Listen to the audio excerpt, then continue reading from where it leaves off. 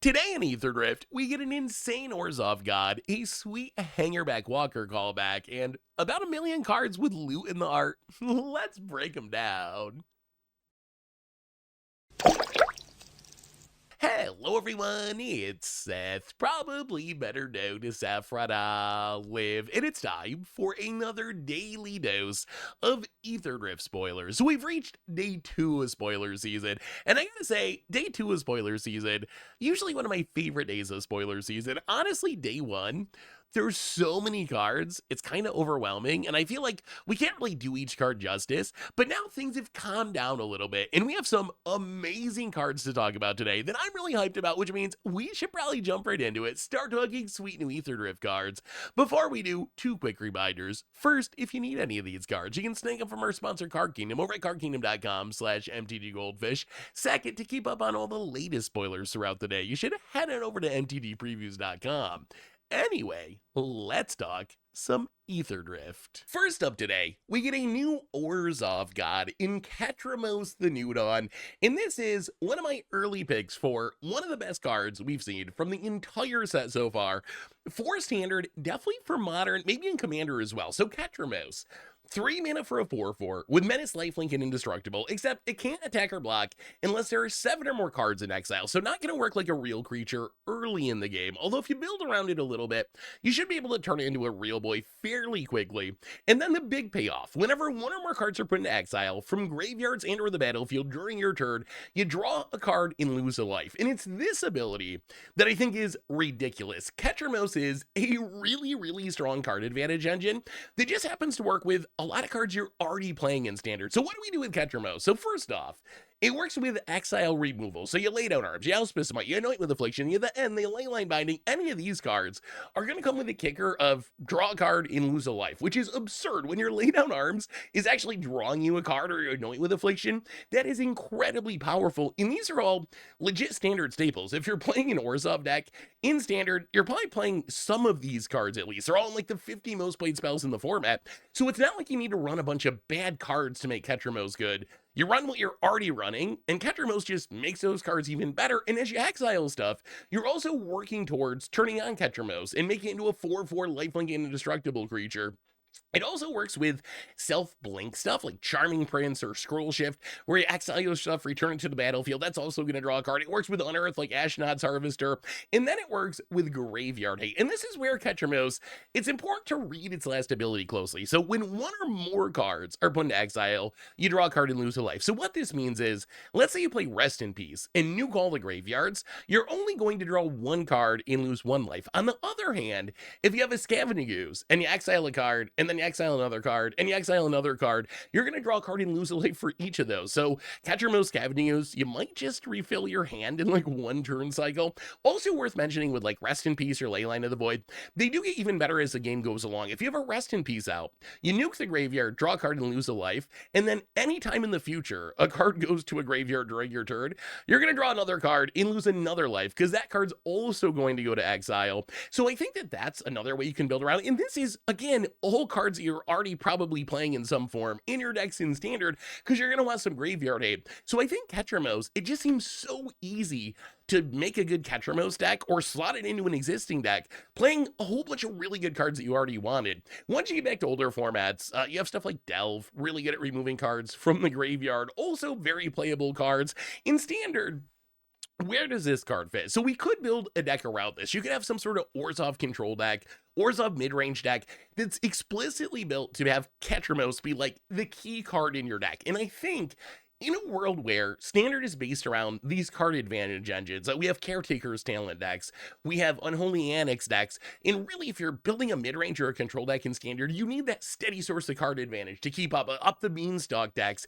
I feel like Ketramose can be added to the list. Like, you need to work for it a little bit, but you can certainly build a deck that's going to be full of really powerful cards, where Ketramose is going to be your Caretaker's Talent, going to be your Unholy Annex, where it's just drawing you in an extra card every turn, and sometimes even more than that. So maybe some sort of Blink deck. I was thinking like the Esper Self-Blink Pixie style deck. You could play it in there. It doesn't work with the This Town plan that well, but if you shift over to Scroll Shift as a way to blink your own stuff, then Ketramose gets even more exciting. I think the home home that I'm most excited for this card, though, is actually in Modern. To me, this seems like the perfect card for the white-black Texas Blink, whatever you want to call that deck, that's become really popular in Modern recently. So if you slot Ketramose into the deck, it's built around Thalia, Flicker Wisp, which are already exiling stuff, returning to the battlefield, so those are going to consistently trigger Ketramose. But you also have Ephemerate, you also have Solitude that exiles, Emperor of Bones, reanimate something with a finality counter that's going to end up going to exile. So I feel like there's so many cards in the deck that just naturally work with Ketramose. Playing a copy or two in the main as a card advantage engine, or at least a sideboard option, I feel like Ketramose super easy fit there. In Commander, it's kind of the same thing.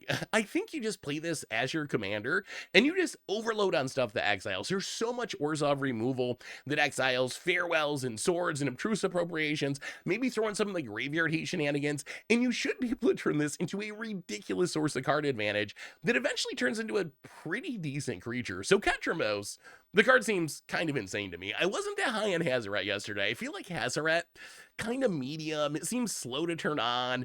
It dies to a surprising amount of things, even though it's indestructible. Ketramose, on the other hand, this card seems like it can give you a lot of value right away, and once it turns into a creature, 4/4 Lifelink Menace, not a bad deal. So seems like a really good card for Standard, and maybe even in Modern as well. We also got a new 1-drop vehicle in Voyager Glidecar. So 1 mana for a 2/3 vehicle. When it enters, you get to scry 1, and then you can tap 3 other untapped creatures you control. Until end of turn, it becomes an artifact creature and it's flying and put a +1/+1 counter on it. So if you do this, it's going to be a 3/4 flyer, which is actually very strong.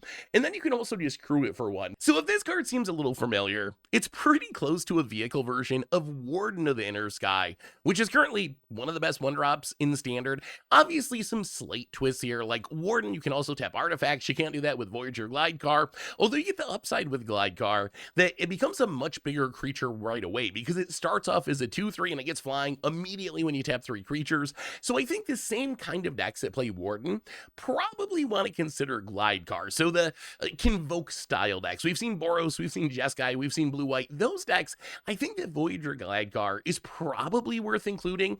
Yeah, it's a little annoying that it's not going to be a creature until you turn it on. So it might power down some of your synergy slightly, but there's also a huge amount of upside with this card, which is not only is it a bigger creature than Warden, but it is also really hard to kill. So let's say the first time you activate this by tapping 3 creatures, if you crew it, some of this doesn't actually work.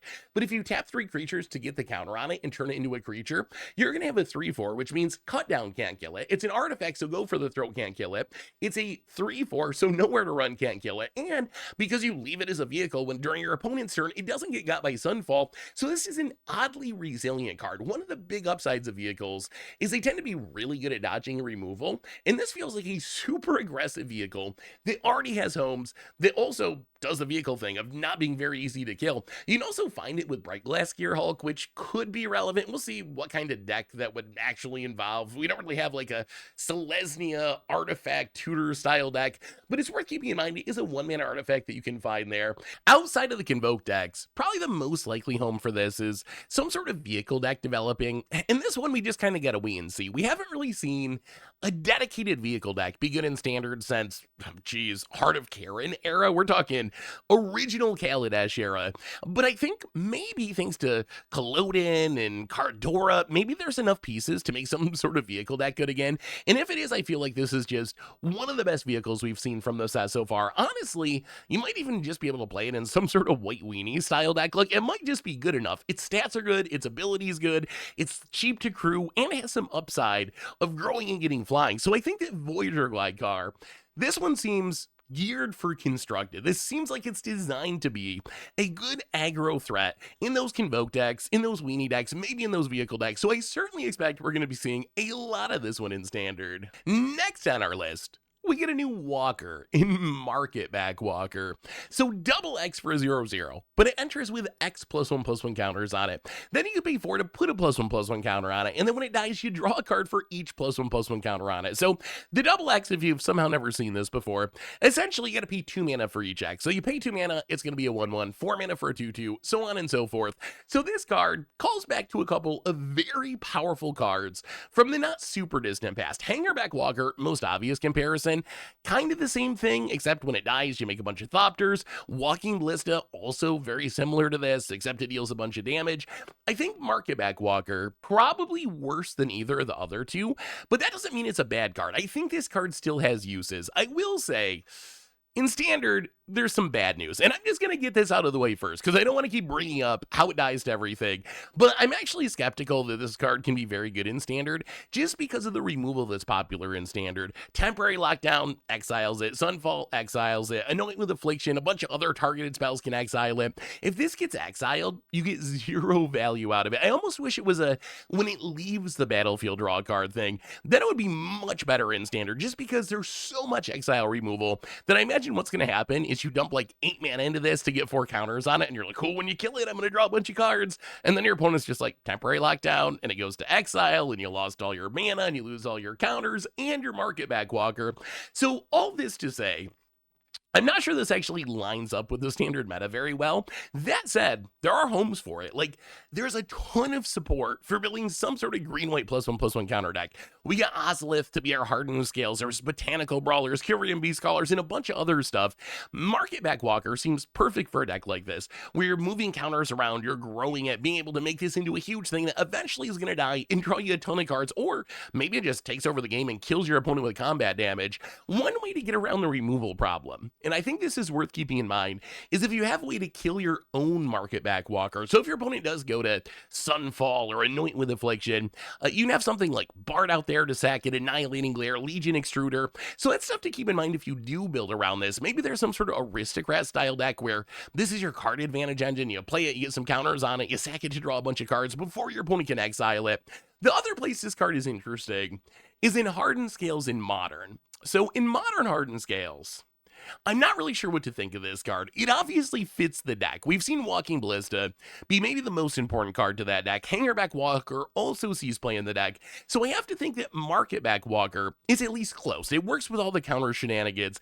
It's not going to kill your opponent like Walking Ballista. It's not going to make a huge board like Hangerback Walker, but it can draw a ton of cards. So I could see some number of Marketback Walkers maybe showing up in Scales. Remember Scales, one of the decks that did play the One Ring, and now the One Ring's banned. Maybe this can be the backup fill-in like card advantage source where you play this with your Scales out, get some counters on it, sack it to your Ravager, draw like 4 cards, 5 cards to close out the game, because you do have both Arcbound Ravager and Zabaz that can kill this whenever you need to. So getting hit by Solitude or whatever exile removal shouldn't really be a concern. So I'm not sure it's a 4 of in Modern Scales, but I do think it probably shows up in Modern Scales, or at least it's going to be tested in Modern Scales. I think it's good enough that people will try it. We'll see if it ends up sticking.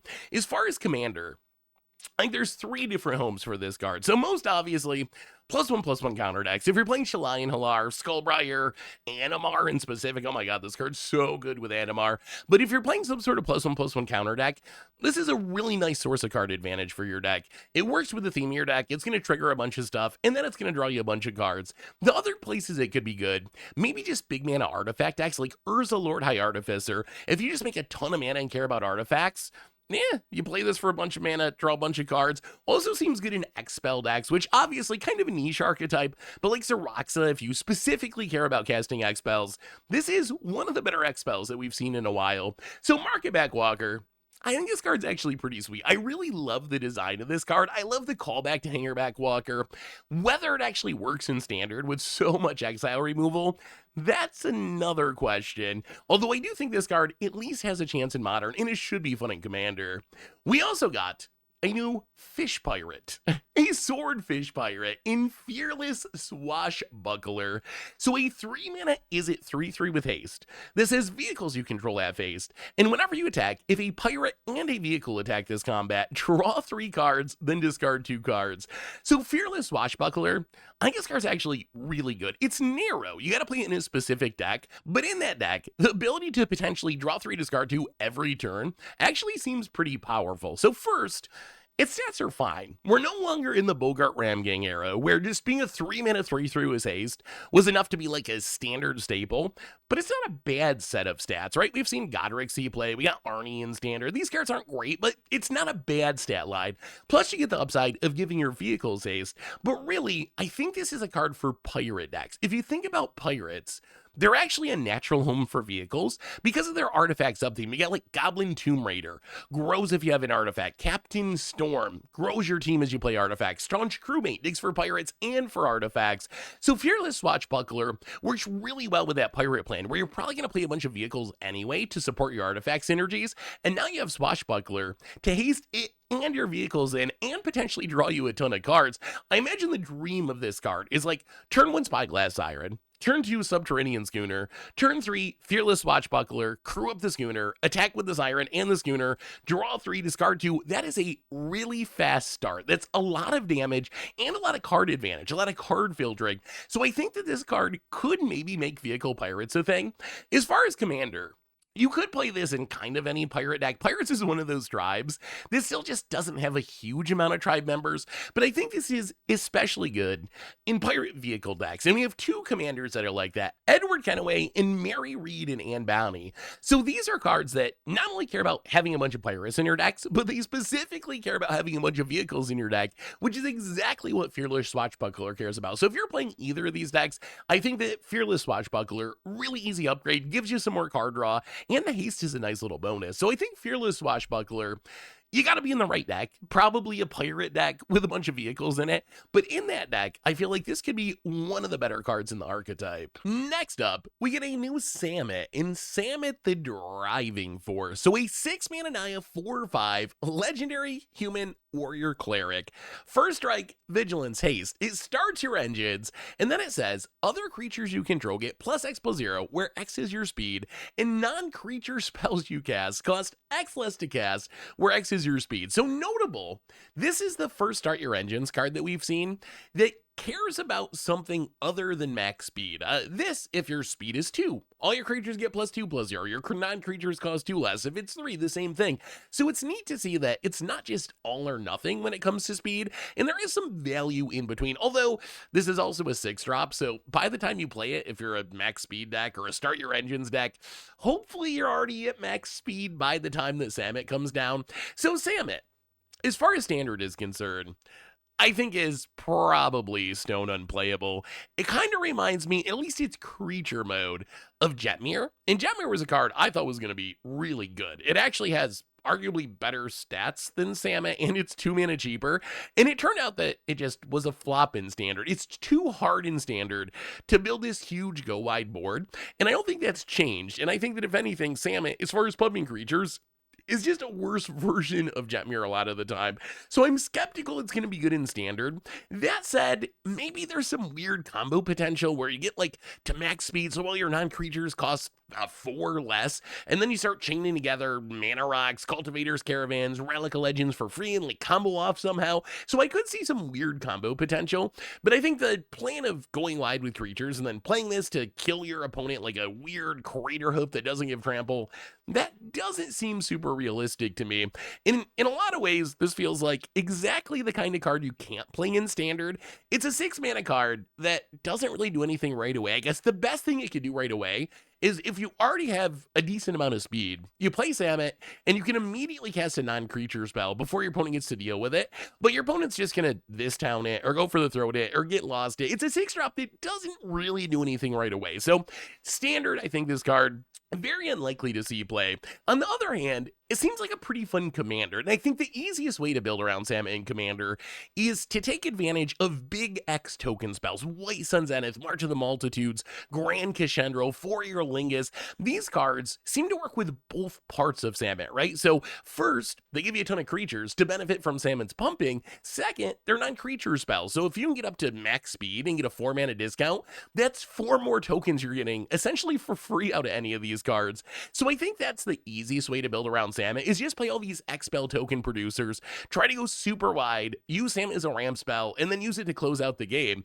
It also could easily be a combo commander, so it goes infinite all by itself himself with Sprout Swarm. If you don't know Sprout Swarm, it's this weird old common with Convoke and Buyback 3 that makes a 1/1 game sapling for 2 mana. So the idea is, for 5 total mana, you can Sprout Swarm and buy it back to your hand, but remember you can Convoke it. So what you do is, if you can get to max speed, so your non-creatures cost 4 less, you can Sprout Swarm for a single mana thanks to the discount. So you tap Samut for Convoke, and then cast the Sprout Swarm, which makes a 1/1 green Saproling, and then you can tap the Saproling for Convoke, 4 mana discount, cast the Sprout Swarm. Essentially, you get to make infinite creatures and cast an infinite number of spells. So if you're trying to up your Storm count or Aetherflux Reservoir, that's going to get the job done. So easy 2-card combo there.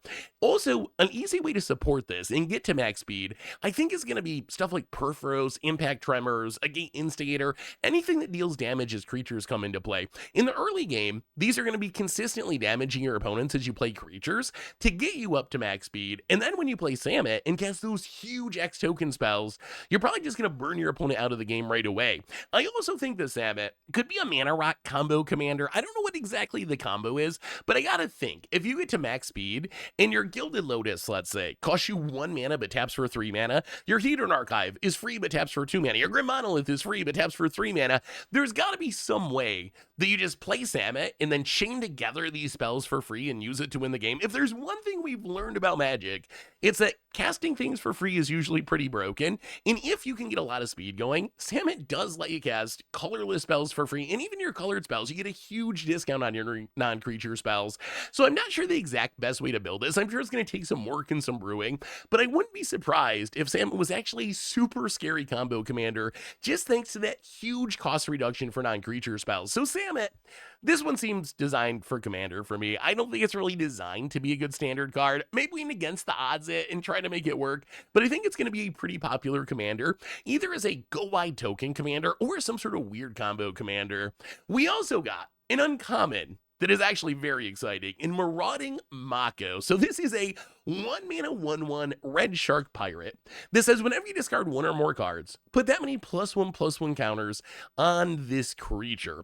It also has cycling of 2. So there's 2 comparisons for this card. Both of them make me think this card might be pretty powerful. So first, it reminds me a lot of Flameblade Adept. Flameblade Adept, this was a staple of Hollow 1 decks, cycling decks. It's just a 1 mana 1/2 with Menace that when you cycle or discard a card, it gets +1/+0 until end of turn. Marauding Mako, I think, is mostly just an upgraded version, with the biggest upside being, rather than just pumping its power for a turn, you're getting permanent +1/+1 counters. So I think Hollow 1 style decks, this seems absolutely ridiculous. Imagine turn 1 Marauding Mako, turn 2 you cast your Burning Inquiry, which you already want because of your Hollow ones. You discard 3 cards, that's going to be 3 counters on your Marauding Mako. Same as Flameblade Adept as far as power, but it's permanent power. It's still going to be a 4/4 the next turn, and then you cast your Goblin Lore and discard 3 more cards and get 3 more counters. So very interested to try this in some sort of aggro Hollow 1 shell, maybe alongside Flameblade Adept. So that's home number 1, using it as like an upgraded Flameblade Adept. The other interesting comparison is Flourishing Fox. So Flourishing Fox, 1 mana 1/1, whenever you cycle a card, you put a +1/+1 counter on it. Since cycling is discarding a card, Marauding Mako does the same thing. Whenever you cycle, it gets a +1/+1 counter. And plus it has the upside, if you discard in another way, you're still going to get a counter. So I think we'll have to wait and see. Last time we had cycling is a big mechanic in Standard. We actually had a very powerful cycling deck with Flourishing Fox, Tyrannus Stinger, Valiant Rescuer, Zenith Flare as a finisher. We'll have to see if we get enough support to do something like that again with these Aetherdrift cards. Worst case, maybe getting another good 1-drop is enough to try this cycling deck in a format like Pioneer or Explorer, because a lot of the pieces are still there, and the other upside of the deck is it's super cheap to put together. So if you're looking for a new budget option to mess around with, I think maybe Shark Cycling could be worth it. In Standard, the other place I'm excited for this card is in some sort of discard aggro deck. We got Inti, works incredibly well with this. We were talking about Captain Howler, Sea Scourge yesterday, plus you get Charming Scoundrel, Fear of Missing Out, all these looting 2-drops. It seems like there might be some sort of like weird isn't aggro self-discard deck where you just load all these cards together in a deck and make your creatures really big, trampling things to Inti super quickly and kill your opponent before they get a chance to stabilize. So Marauding Mako, even though it's just an uncommon, feels like one of the better constructed cards that we've seen from the set so far. We also got, speaking of uncommons, Cloudspire Coordinator. So this one, a 2 mana Boros 3/1. It's a human pilot. When it enters, you scry 2, and then you can tap it to make X 1/1 colorless pilot creature tokens, where X is the number of mounts or vehicles that enter the battlefield under your control this turn, and the tokens can crew up. They crew like they have 3 power rather than 1 power. So Cloudspire Coordinator, notable for 2 reasons. First, it reminds me a lot of Veteran Motorist, and if you remember Boros vehicles from back in the day, Veteran Motorist was kind of the chase 2-drop in the deck. It was an easy 4 of crewing Heart of Kirans and Smuggler's Copters. I think Cloudspire Coordinator can fill a similar role. You play it, you scry 2, and then rather than pumping your vehicle when you crew it, you just make a bunch of pilots and go wide and crew it. If you are playing a vehicle deck or a mount deck, you should be able to tap this to make a token each turn, I would say, at least in the early game. So it seems like a really nice 2-drop for a vehicle deck. The other interesting aspect of this card is combo potential. So whenever you see a creature that just has tap to make a creature, the first thing you gotta think is, okay, this can probably go infinite. Like Thraben Doomsayer, I think, is a classic example. So Cloudspire Coordinator, you don't need to jump through an extra hoop. You need a vehicle or a mount to enter the battlefield. But assuming you can jump through that hoop, it's a cheaper Thraben Doomsayer. So how do you go infinite with this? The easiest infinite, Intruder Alarm. Cloudspire Coordinator, Intruder Alarm has a vehicle or mount enter, so you can tap it to make a pilot. The pilot enters, Intruder Alarm triggers to untap it, do it again, do it again, do it again.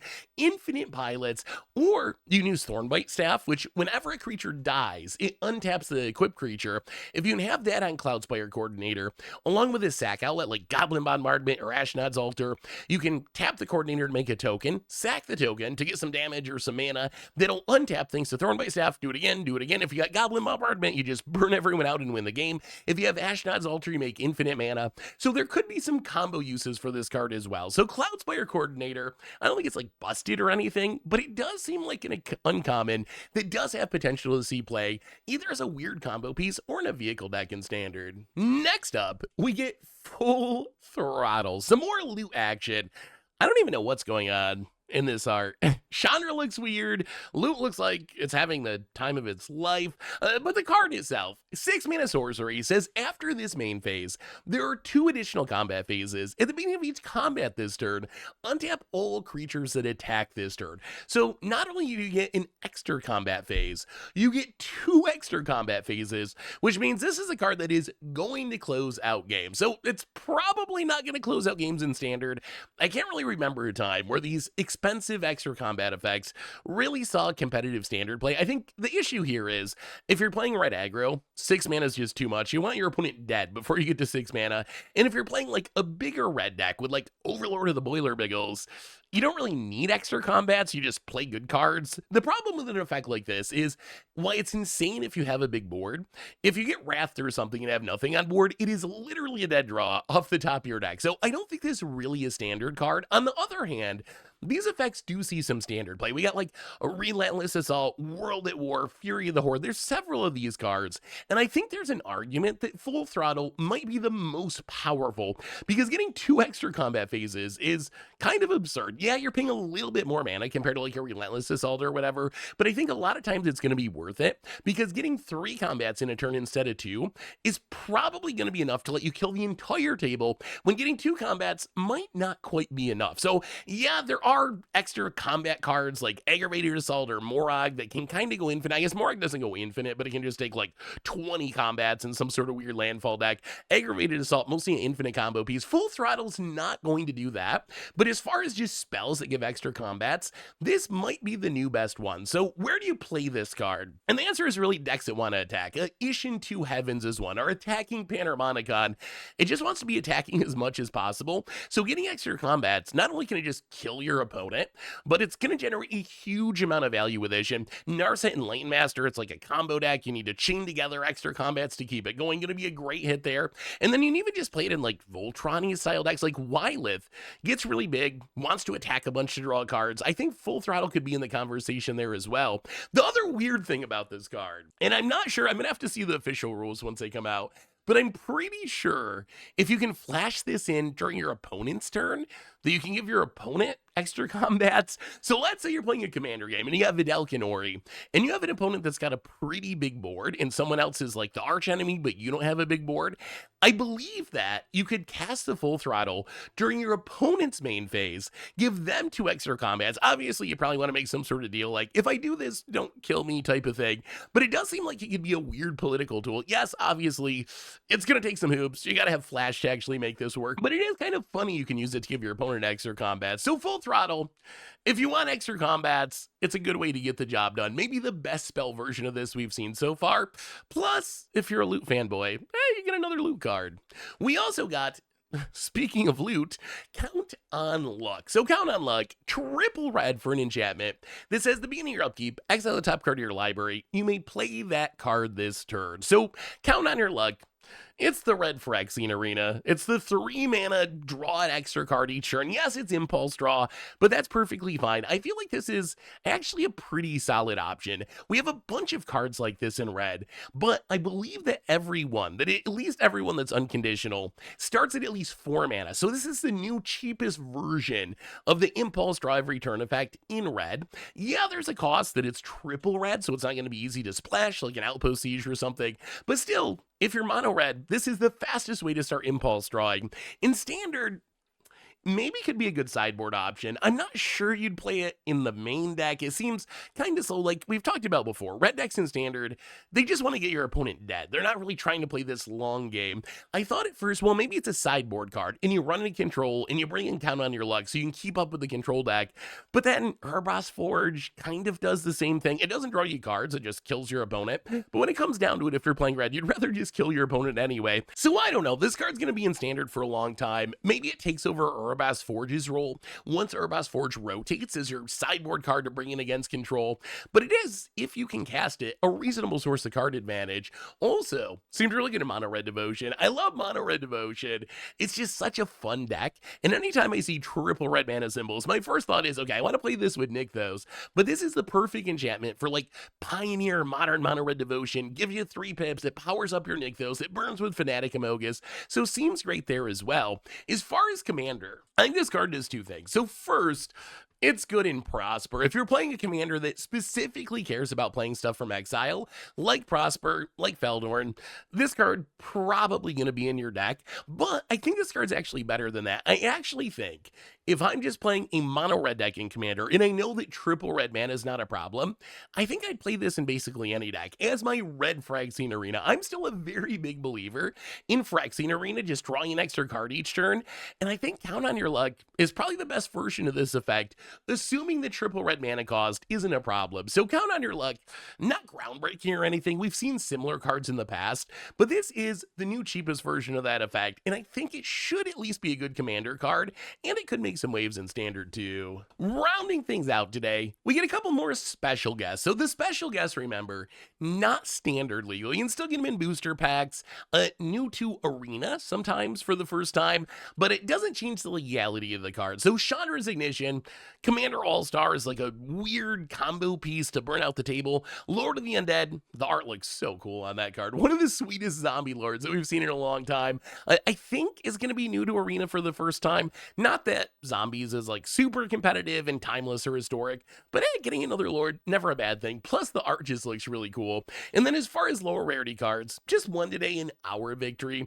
3-mana enchantment would start your engines. When it enters, you make a 2/2 black zombie, and then if you get to max speed, you can sack it and tutor a card for 2 mana. Wizards loves, they absolutely love these weird, like, eventually I turn into a demonic tutor cards. I feel like almost every set now, we get something that if you jump through enough hoops and you wait enough time, eventually you sack it and get a demonic tutor. Our Victory, 3 mana for a 2/2. A little below the curve, so I don't think this is an especially playable one, but I don't know, we're in a standard where enchantments that make tokens are very good because you can blink them with a scroll shift, you can bounce them with this sound ain't big enough. At 3 mana, this is probably a little bit too much to really be competitive there, but it's worth keeping in mind at least. Anyway, that brings us to the end of our daily Aetherdrift spoilers for today, so let me know what you think about today's card. That Orzhov God, my goodness, what a magic Magic card. Which one's your favorite? Let me know in the comments, and I'll be back tomorrow with even more Aetherdrift spoilers. So until then, have an amazing day, everyone, and I will talk to you soon. Looking for even more magic? We can find yesterday's spoiler video here, or maybe check out last week's Against the Odds.